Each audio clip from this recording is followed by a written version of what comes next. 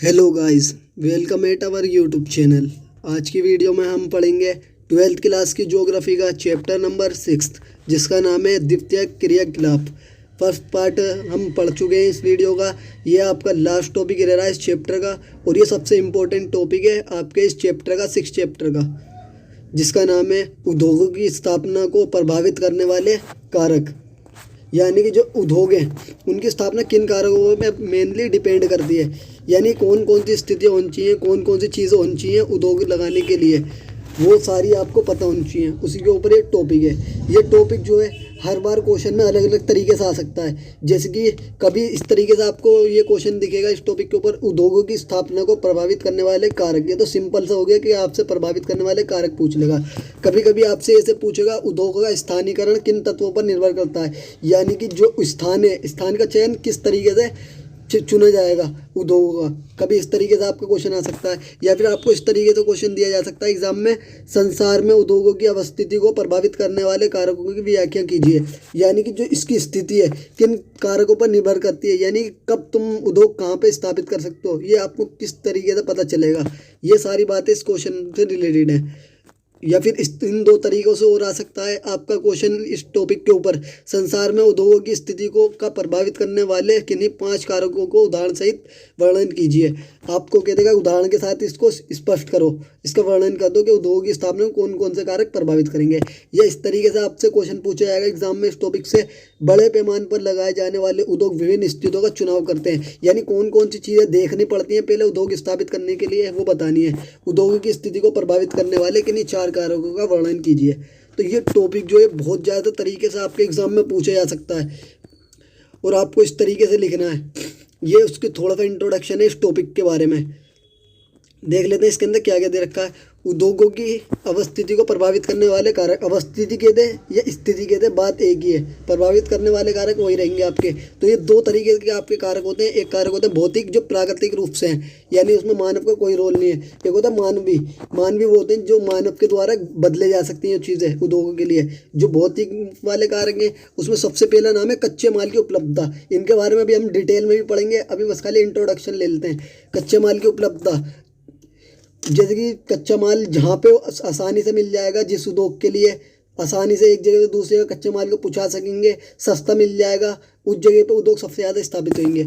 अनुकूल जलवायु, जहाँ पे जलवायु अनुकूल होगी उद्योगों के लिए वहाँ पे उद्योग स्थापित करे जाते हैं। जैसे भारत के दक्षिण भारत में स्थापित करे जाते हैं सूती वस्त्र के उद्योग, क्योंकि वहाँ पे जो पर्यावरण है वो सूती वस्त्र के लिए अनुकूल है, क्योंकि सूत को काटने के लिए आसानी हो जाती है वहाँ पे दक्षिण भारत में, इसलिए अनुकूल जलवायु होना भी ज़रूरी है। जल की उपलब्धता, कई बार जो आपके उद्योगों का जो काम होता है उसका जो सामान बनेगा उसे ले जाने के लिए, आने के लिए सामान को जल का भी उपयोग कर सकते हैं हम।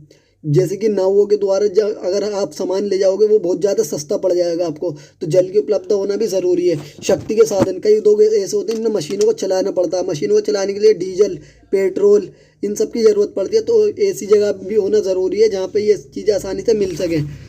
अब मानवीय कारक पढ़ लेते हैं कि मानवीय कारक कौन कौन से होते हैं जो मानव की वजह से उद्योगों को प्रभावित करते हैं। सबसे पहला मानवीय कारक है श्रम, क्योंकि जिस जगह पर आसानी से श्रमिक मिल जाएंगे, काम करने वाले लोग मिल जाएंगे, उस जगह पर उद्योगों को आसानी से बसाया जा सकता है।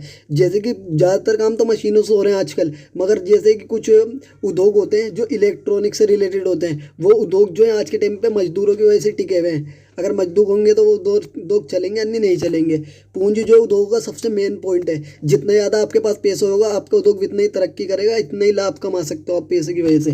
परिवहन के साधन, जो उद्योग के अंदर सामान बनेगा, आपका प्रोडक्ट बनेगा, वो एक जगह से दूसरी जगह पर पहुंचाने के लिए परिवहन अच्छा होना ज़रूरी है, अन्य तो आपका उद्योग सही से नहीं चल पाएगा। बाजार, आपका जो सामान बना है आपकी फैक्ट्रियों में, उद्योगों में, उसे बेचने के लिए आपको बहुत अच्छा बाजार चाहिए, मुक्त बाजार, जहाँ पर आप आसानी से अपने सामान को, प्रोडक्ट को सेल कर सकें। सरकारी नीतियाँ, आपको सरकारी नीतियाँ भी चेक करनी पड़ेंगी कि सरकार की क्या नीति है, पॉलिसी क्या है, क्या आप अपने उद्योग को चला सकते हो उस जगह पे जिस जगह पे सरकार ने जानकारी बता रखी है आपको क्या चलाना है। कुछ स्थान ऐसे होते हैं जहाँ पे कार्य करने को सरकार मना करती है, आपको सरकारी नीतियों को पहले चेक करना पड़ेगा कि कौन सी जगह आपके उद्योग के लिए सही है। तो यही मैंने अभी ऊपर आपको समझाया, एक बार दोबारा इसे रिपीट कर लेते हैं। यहाँ पे कच्चे माल की उपलब्धता होना बहुत ज़्यादा ज़रूरी है, क्योंकि अगर आपको आसानी से सस्ता माल मिल रहा है, कम मूल्य में मिल रहा है, तो आप उद्योग को बसा देंगे आसानी से। और कच्चे माल आसानी से उपलब्ध होने के साथ साथ आपके लिए परिवहन भी बहुत ज़्यादा ज़रूरी है। परिवहन अगर अच्छा होगा जब आपको एक जगह से दूसरी जगह पे अपने सामान को पहुँचा पाएंगे। अनुकूल जलवायु होना भी बहुत ज़्यादा ज़रूरी है, जो कि सूती कपड़े के उद्योग के लिए बहुत ज़्यादा ज़रूरी है। इसलिए दक्षिण भारत में सूती कपड़े से रिलेटेड सारे उद्योग आसानी से बसे हुए हैं, क्योंकि वहाँ पे कपास जो है उसकी कटाई आसानी से करी जा सकती है दक्षिण भारत में। शक्ति के साधन होना भी बहुत ज़्यादा ज़रूरी है, कोयला, पेट्रोलियम वगैरह, क्योंकि एल्यूमिनियम जैसे भारी उद्योगों को उसकी वजह से चलाया जा सकता है। श्रम की उपलब्धता भी बहुत ज़्यादा ज़रूरी है। जब तक श्रमिक नहीं होंगे आपकी का उद्योग सही से काम कर ही नहीं सकता। जैसे कि ज़्यादातर काम तो वैसे मशीनों से हो रहे हैं, मगर आप देखेंगे कुछ काम ऐसे भी हैं जो इलेक्ट्रॉनिक से रिलेटेड हैं, यंत्रीकरण, बहुत सारे उद्योग जो हैं ऐसे भी हैं जो अधिकांश उससे रिलेटेड है, इलेक्ट्रॉनिक है, साथ साथ बिजली से रिलेटेड काम है। ये सारे काम इंसान ही कर सकते हैं, मशीन नहीं कर पाएंगे।